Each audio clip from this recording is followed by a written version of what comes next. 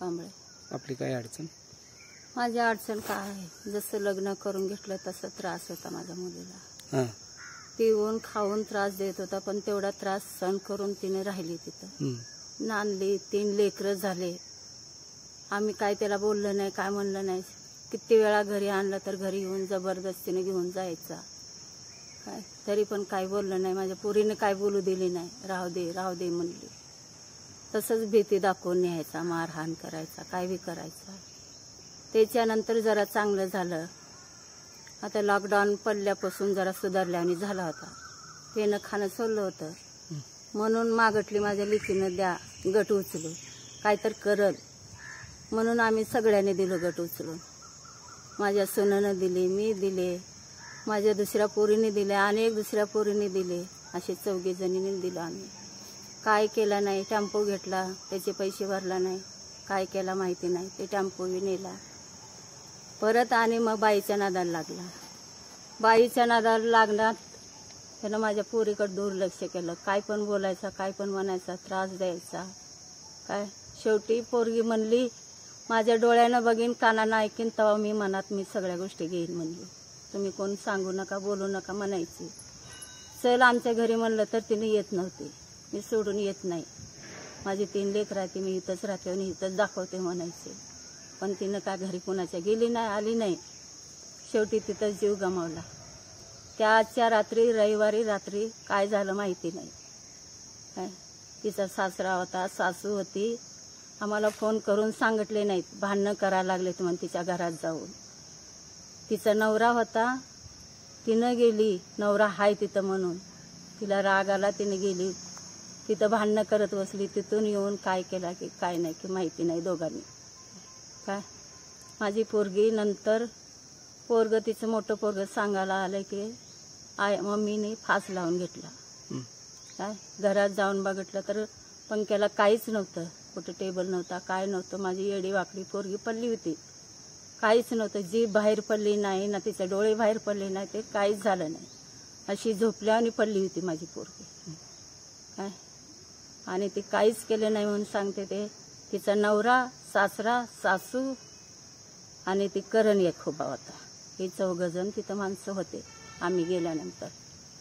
त्याच्या पुढे मग जीव आहे म्हणल्यानंतर त्याच्या पुढं मग त्याला उचलून नेले दवाखान्यात. तिथं काय नाही म्हणून सांगितलं. रात्रभर माझ्या पोरीला तिथंच टाकले. रात्रभर तिच्या जवळ कोणी नको, ना सासरा नको, ना कोणीच नको. तिचा नवरा तर कधीच सोडून गेला बाहेर, जवळ दिकाना आला नाही. अशी माझ्या पोरीची हालत केली. मला न्याय हवाय.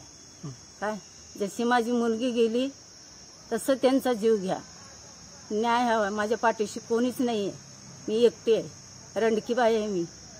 काय मला न्याय एवढं मिळवून द्या बस. मला सांगा, आपण पोलीस स्टेशनला किती वेळेस गेलो होतो? पोलीस स्टेशनला एकदा गेला आम्ही ते FIR करायला. दिवसभर बसवलं आम्हाला. आता देतो तवर देतो म्हणून बसवलं आम्हाला. रात्रीचे 9 वाजले तेव्हा ती FIR दिलं माझ्या हातात, तेव्हा आम्ही आलो. त्याच्या अगोदर काय केस त्यांनी घेतली नाही, काय केलं नाही. काय त्यांनी बी केली होती का नाही केली होती काय माहिती नाही. घरी लिहून गेलं, पण त्याच्यानंतर बी काय केले नाहीत. आम्हाला म्हणले गेल्यानंतर तुम्ही FIR लिहून द्या, आम्ही पुढचं काय ते करू म्हणले. पण त्याला नेले नाही नेले ते आम्हाला माहिती नाही. अजून काय आम्हाला फोन आला नाही त्यांचा, म्हणून तुमच्याकडे मी आली. बरं मला सांगा, तुमच्या मुलीचं घातपातच आहे असं तुम्ही कशावरनं सिद्ध करता? घातपात म्हणजे काहीच मला दिसलं नाही तसं. काय समजणार मी? माझी मुलगी खाटावर पडलेली होती, कवर लटकलेली नव्हती.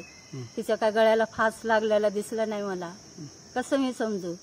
त्यानं दाबून गेले दोघांनी मारून बाहेर, नंतर आले असतील. मला हे त्यांचा दोघांचा डाऊट आहे. काय माझी मुलगी गेली तसं त्यांचं मला पाहिजेलच, न्याय पाहिजे मला. काय मला सांगा, आपण किती गट उचलून दिला? माझे गट 3 का 4 गट. काय एवढे गट आहे ते. परत माझ्या सुनाचा गट आहे, दोघी लेकीवाचा गट आहे. एवढ्या जणांचा उचलून घेतलाय गट त्यांनी. काय सगळ्या गोष्टीला मी त्याला पुरवले. शेवटी माझा विश्वासघात माझ्या मुलीचा केला, माझा केला, सगळ्याचाच केला त्याने विश्वासघात. आणि ह्याच्या पुढून माझी मुलगी विधवा माझ्याजवळ आहे, 2 नातू आहेत तरुण, माझी सून आहे, लेक आहे. काय माझी सून लेक तर इथं राहत नाही, जातात मुंबईला. मी एकटी इथं आहे, माझी विधवा मुली संघ आहे. असं त्यानं दाती खाती धरलेलं आहे. त्याच्यापासून मला भीती आहे. काय भीती आहे? त्यानं काय बी करल. काय माझं कोण पाठबळ नाही त्याला. असं हे करून त्यानं मला काय बी घात करल. माझ्या मुलीचा घात केला, ते दुसऱ्याचा घात करायला त्यानं कमी नाही. काय कोण केला घात? त्यानेच केला, त्याच्या नवऱ्याने. कोण? काय नाव? प्रवीण कांबळे. प्रवीण कांबळे. शेवटपर्यंत तिनं म्हणत होती माझा विश्वासघात केलाय म्हणत होती माझी मुलगी. काय बाहेरची बाई ठेवली तसं तिचा विश्वासच उडाला सगळ्या गोष्टीचा. काय आम्हाला काय दिकाना कळू दिलं नाही, तिच्या सासऱ्यानं कळू दिलं नाही, सासूनी कळू दिलं नाही. त्या दिवशी भांडण झालेलं काय झालेलं कळालं नाही. फक्त माझी मुलगी खाटावर पडलेली मी बघितली. ना गळपास नव्हता ना काय नव्हतं. कशी मी मान्य करू गळपास लावून घेतलाय म्हणून. पोलीस प्रशासन काय सांगते? पोलीस म्हणते ते आत्महत्या केली म्हणून असा रिपोर्ट दिलाय त्यांनी. डॉक्टरने रिपोर्ट दिलाय, हे बघा म्हणले. काय म्हणायचं पुढे मला बोलू दिले नाही. त्याच्यात इथं रिपोर्ट काय तेवढ्यावर आमची चौकशी होईल तेवढं म्हणले. मला सांगा, तुम्ही म्हणता तुमची मुलगी गळफास घेतली नाही. मला सांगा गळफास कशाने घेतलेली आहे ती माहिती नाही. ओढणी दाखवू लागले ते. काय ओढणी पण नव्हती, मी गेले तेव्हा ओढणी पण नव्हती. काय नंतर 2 तुकडे दाखवा लागले ते मागून. कुठं पडलेले दाखवू लागले, कुठं कापून टाकले ते काय माहिती नाही. काय करायचं. गळपास घेतली असती तर वरीच लटकून राहिली असती, मला दिसली असती. पण मला तसं दिसलेलं नाही. काय करणार ह्याच्यावरती. खाली मी बघितली, मला तर वरी काय दिसलं नाही गळपास घेतलेला. मग तुम्हाला काय वाटते याच्याबद्दल? घातपात आहे का काय आहे? घातच आहे याच्यामध्ये. मला गळपास दिसलेला नाही म्हणून घातच आहे माझं म्हणणं. काय मला न्यायच हवा आहे. माझी जशी मुलगी गेली तसं त्यांना खतम करा. काही बी करा त्यांचं, जास्त शिक्षा करा, काही करा त्यांना. मला सांगा, आपण महाराष्ट्राच्या मुख्यमंत्र्याला काय संदेश द्याल? मुख्यमंत्र्याला हेच मला न्याय मिळवून द्या म्हणते. काय मला न्याय हवाय, काय नको आहे मला. फक्त मला मुलीसाठी माझा न्याय हवा. ते आपलं नाव काय? माझं नाव नंदिनी प्रकाश कांबळे. मी स्वाती कांबळे यांची भावाची पत्नी. जसं माझं लग्न झालं, 5-6 वर्ष झाले माझ्या लग्नाला, तसं मी बघत आले की त्यांच्या घरात प्रत्येक गोष्टीने त्यांना शारीरिक मानसिक त्रास होतात. परंतु न खचता त्यांना त्यांची 3 मुलं होते. त्या मुलांसाठी त्यांना तिथंच राहिला ना. आम्हाला कुणाला काय बोलत देत नव्हता. शेवटी त्यांनी लव्ह मॅरेज केली होती. माझा संसार आहे, तुम्ही मध्ये काय बोलू नका. प्रत्येक गोष्टीला धीर धरून ते जायच्या. आली माहेर एखाद्या टायमाला भांडणं करून आम्ही घेऊन आलो, मी मरतो, मी फाशी घेतो, ही धमकी त्यांना द्यायची. या धमकीमुळं ती जायची का माझ्या नवऱ्याला काय होता कामा नाही. आजपर्यंत त्यांनी सहन केलं, थोडंसं सुधारलं मध्ये. त्याच्यामुळे आर्थिक पद्धतीनंही आम्ही त्यांची मदत केली. शेवटी झालं काय, आमची जी मुलगी होती तिचा घात झाला. मी घटनास्थळी नव्हते. मी ज्या टायमाला मला समजलं, मी माझ्या माहेरी होते. तिथून मी डायरेक्ट दवाखान्यात गेली. दवाखान्यात गेल्यानंतर आम्हाला असं समजलं की त्यांनी गळफास लावून घेतलं. परंतु रात्री घरी गेल्यानंतर त्यांच्या घरी मी पण बघितलं, तिथं कुठल्या पद्धतीचं फॅनला वगैरे काही नव्हतं. ज्याच्यानं की आम्ही मान्य करू, आमच्या ननंदबाईंनी गळफास लावून घेतला. कुठला असा एव्हिडन्स नव्हता त्यांनी गळफास लावून घेतला. ते एवढं स्ट्रॉंग होतं की त्यांनी गळफास लावून घेणं आम्हाला आत्मविश्वास. गळफास लावून घेणं शक्य नव्हतं. परंतु जरी ते म्हणतात गळफास लावून घेतलं तर तशाच असायला पाहिजे होत्या. त्यांनी पोलीस प्रशासनाची कामं हातात घ्यायची गरज नव्हती. त्यांनी सगळं हातात घेऊन केलं. ठीक आहे, आम्हाला विचारल्यानंतर सांगितले की बाजूला काही नर्सिंग केलेल्या मुली होत्या, त्यांनी आली, नर्स चेक केली, गरम आहे, घेऊन जा दवाखान्यात म्हणले.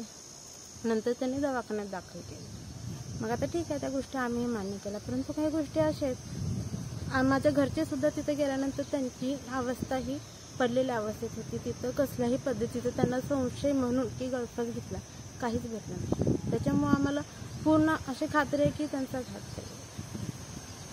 मग या गोष्टीसाठी आम्ही पोलीस प्रशासनाकडे पण गेलो. आम्हाला आमची एवढीच इच्छा आहे की निष्पक्ष ही पोलीस चौकशी झाली पाहिजे आणि आमच्या मुलीला न्याय मिळाला पाहिजे. आमची मुलगी तर आमच्या हातातून गेली, परंतु तिला न्याय देण्यासाठी तर आमची धडपड आहे. आज आमच्या समाजातली आमच्या घरची मुलगी गेली, उद्या दुसरं कोण सांगते, एवढीच आमची इच्छा आहे. कारण की हा प्रकरण असं आहे, घरातली आपली बायको लेकरं असताना एखादा जर पुरुष दुसऱ्या स्त्रीच्या नादाला लागून असं करत असेल, त्यांचे कुटुंब उद्ध्वस्त व्हायला वेळ लागणार नाही. आज एक घर उद्ध्वस्त झाले, उद्या अनेक घरं उद्ध्वस्त होतील. आम्हाला एवढीच कळकळीची विनंती आहे, आमच्या घरातल्या गेलेल्या त्या मुलीला न्याय हवा आम्हाला. त्याच्यासाठी होईल तेवढे प्रयत्न आम्ही करू. आम्हाला फक्त पोलीस प्रशासनाकडून साथ हवे. प्रत्येक गोष्टीने आम्हाला न्याय मिळवण्यासाठी जेवढे आमची मदत करता येईल तेवढी आमची मदत करावी, एवढीच. मला सांगा, आपण महाराष्ट्राच्या मुख्यमंत्र्याला काय संदेश देताल, गृहमंत्र्याला? समाजामध्ये भरपूर गोष्टी होतात. अंदूर हे गाव मंत्र्यांचं गाव आहे. तिथं जे लोक आहेत, बाकीच्या लोकांनी पण या गोष्टीवर थोडंसं ध्यान दिलं पाहिजे. फक्त घरच्याच एक दोन माणसांनी जर पण या गोष्टी साध्य होत नसतात. जे लोक आहेत त्यांनी पण थोडीशी मदत केली पाहिजे. समाजानं पण या गोष्टीकडे ध्यान दिलं पाहिजे.